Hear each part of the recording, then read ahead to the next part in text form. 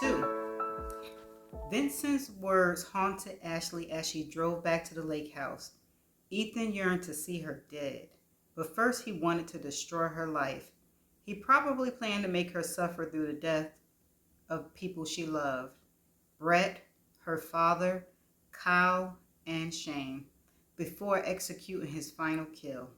She guessed he would save her fiancé for last, thinking his loss would hurt her the most. His first target would likely be one of her brothers. She was thankful that both Kyle and Shane knew how to take care of themselves. She maneuvered the sedan up the tree-lined driveway, hoping to spot Brett's rental car in the carport, but the space was empty. She texted him again before leaving the prison, and he still hadn't answered. How long would it take him to cool down? She hoped that wherever he'd gone, he was taking precautions and that Ethan wouldn't be able to find him.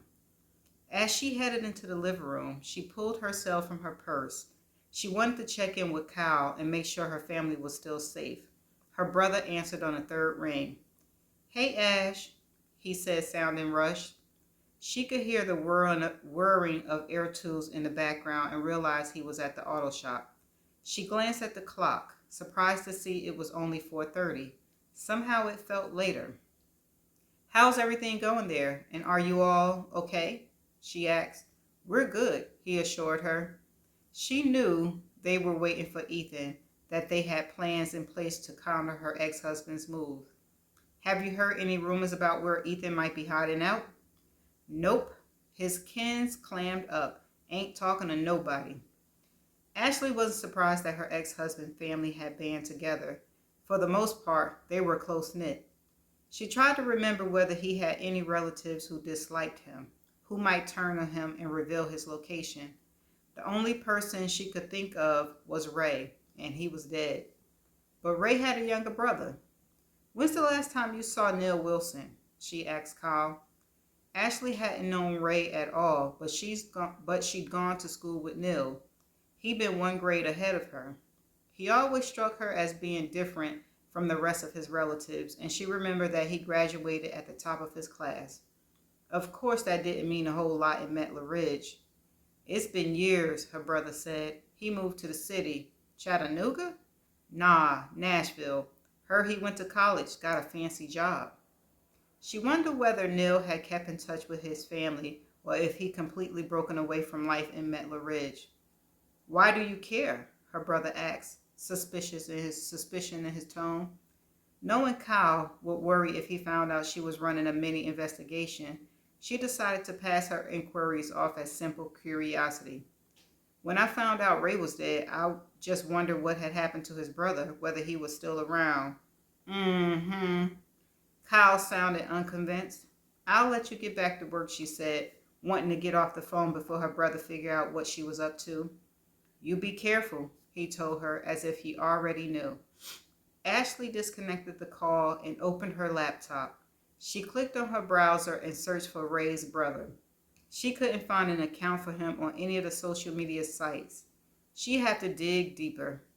At one of the websites selling background checks, she finally found a listing for Neil Wilson that fit. The age seemed correct, and his former address was Metler Ridge.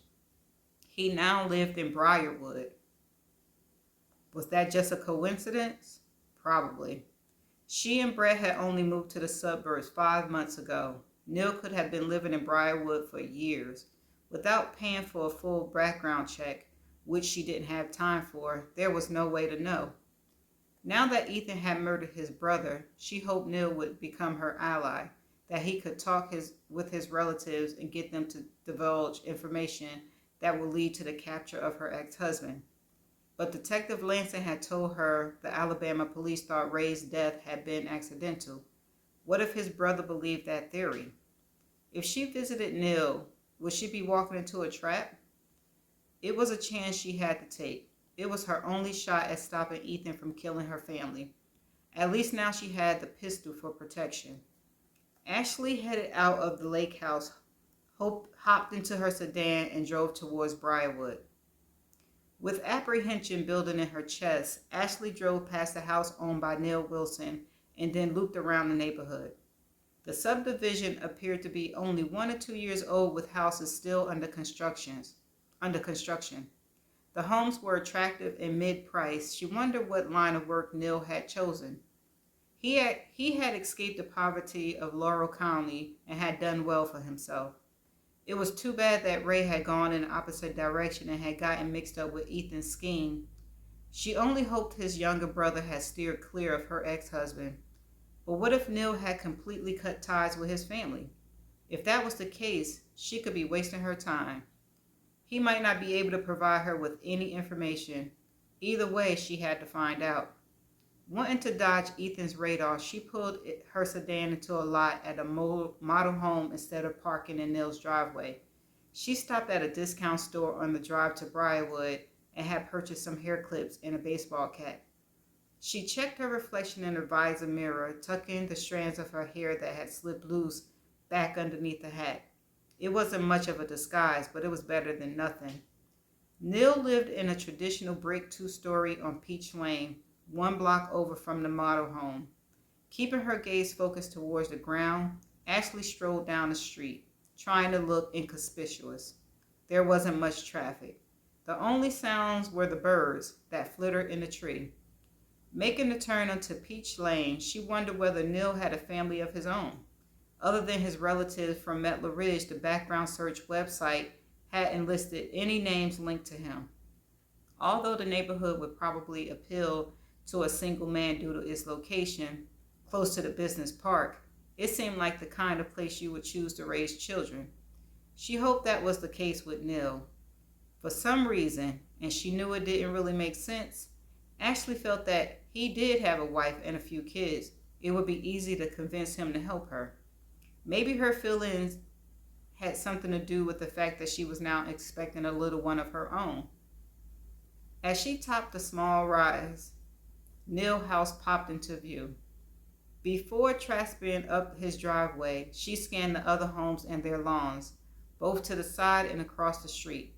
No one else was around, not that she could see anyway. With trepidation, she angled up the sidewalk and mounted the porch steps. The house seemed quiet. Through the rippled textured glass front door, she had an obscure view into a small foyer. A light glowed from an adjacent room. Ashley rang the doorbell. The chime echoed on the other side of the front door. She waited, listened for footsteps. Hearing none, after a few seconds, she pressed the bell again. Still no answer or indication of movement inside. She checked the clock on her cell, 7:04 p.m. Not knowing where Neil worked, it was hard to guess his schedule.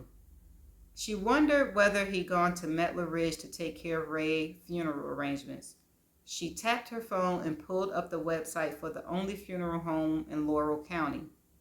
Ray's visitation was scheduled for Friday night with a burial to follow on Saturday. With the arrangements already made, maybe Neil was here in Briarwood after all. Considering the time, he'd probably gone out to dinner. She could wait, at least for a couple of hours. Her conversation with Neil was too important for her to leave now.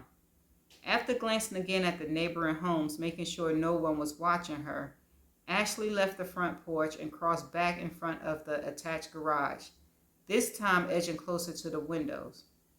Through the space between the slats of the blinds, she could see a blue sedan parked inside.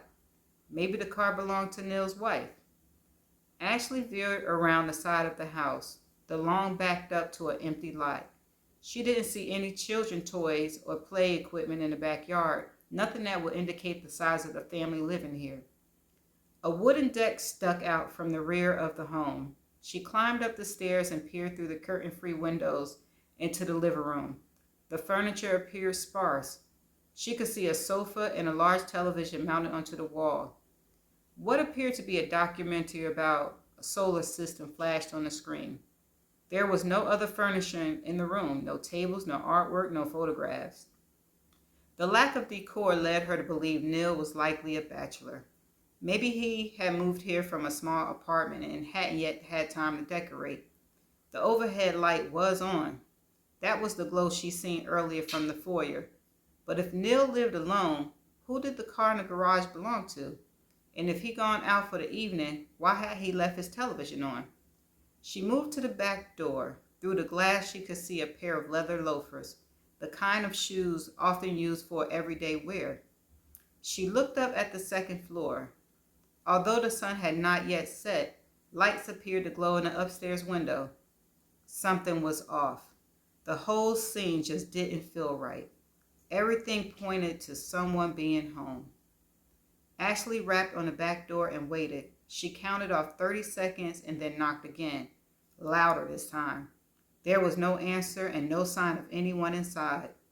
Maybe Neil was home in one of the rooms upstairs but didn't want to be disturbed. Or maybe Ethan had gotten here before her. A chill danced down the back of Ashley's neck. Neil could be hurt or dying or already dead like his brother. She gripped the doorknob. To her surprise, it turned. Ashley nudged the door open. She hesitated, rooted at the threshold. Should she go in? She didn't feel right just waltzing into someone else's home without permission. But if Neil had been attacked, if he was clinging to life and she didn't try to help him, she'd never forgive herself. Taking a deep breath, she crossed through the doorway. The television volume was turned down low. The muted voices were the only sounds that met her ears. "Hello," she called out. "Neil, it's Ashley Hope. Are you home?" Silence. Pause. She touched the pistol holster in her waistband, just to assure herself that it was waiting there, ready in the off chance it was needed. "Neil?" she called out again. The house was still. She didn't sense the presence of anyone human. However, she detected the ammonia-like odor of a litter box, so she expected to be ambushed by a furry creature at some point in her tour, unless the cat was shy and in hiding. She wondered if what she was doing was legal. Was it breaking and entering if the door was unlocked? What if Neil really was out somewhere and came home and caught her? She could end up spending the night in jail. Ashley was torn. On one hand, she knew she shouldn't be here, but she couldn't leave until she was certain that Neil didn't need her help. The kitchen lay to the right of the living room. A small white wooden table surrounded by 4 chairs sat next to the window. The set reminded her of something you see at IKEA. The refrigerator compressor kicked on, startling her. The low hum in the still house. Leaving the kitchen, she passed through an empty formal dining room and then headed up the stairs. When she reached the top, it became apparent that the second floor house, the litter box, and it really needed to be cleaned. "Neil? Hello?" she shouted once again. To the left, a partial open door called to her. She inched her way inside, expecting a cat to jump out of the shadows and hope it wouldn't try to claw her to shreds. But the bedroom was empty. So was the closet. The foul odor hit her hard as she stepped back into the hallway. She realized it wasn't a litter box. The odor conjured up a memory of something she smelled before when she was a child. When she stumbled onto the wild boar that had been caught in a trap in the woods. Fear shot through Ashley's body. It was the scent of rotting flesh. Her brain screamed at her to run, to get out of the house as fast as she could. Instead, she froze. She directed her gaze down the hallway. 3 more rooms, all 3 doors ajar, the same as the first room she entered. She knew she should heed her instincts and leave, but she couldn't, not until she found the source of the odor. Ashley drew the Smith & Wesson 9mm from her holster. With her heart racing, she moved to the room closest to her. Her pistol ready, she inched the door the rest of the way open. It was a bathroom. No one was inside. Not unusual. She turned her attention to the next room, several feet down on the right. She crept down the hall and stopped in front of the door. A thin beam of light from the room leaked into the hallway. The smell was stronger here, nauseating. Ashley used her left hand to pull her shirt up over her chin, covering her nose. Then she gripped her pistol, pushed her foot against the door, and nudged it open. On the other side lay a bedroom that had been converted into an office. Neil sat slumped over the top of the metal desk. His brains splattered the wall behind him. I'll see you in the next chapter.